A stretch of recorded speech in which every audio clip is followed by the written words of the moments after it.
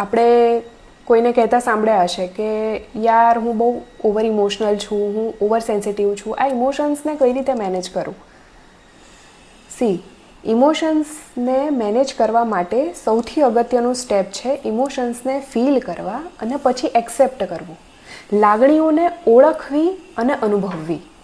આપણે positive emotions જેવા કે હેપી, જોય, સેટિસ્ફેક્શન આ બધાને ખૂબ એન્જોય કરીએ છીએ, પણ બીજા ઇમોશન્સ જેમ કે રડવું, દુઃખ, ગુસ્સો આનાથી આપણે દૂર ભાગીએ છીએ.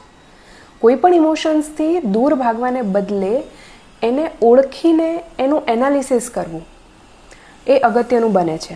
હીલિંગ સુધી પહોંચવાનું પહેલું પગથિયું ફિલિંગ છે. સોલ્યુશન સુધી પહોંચવાના રસ્તામાં પહેલું સ્ટોપ એક્સેપ્ટન્સ આવે છે.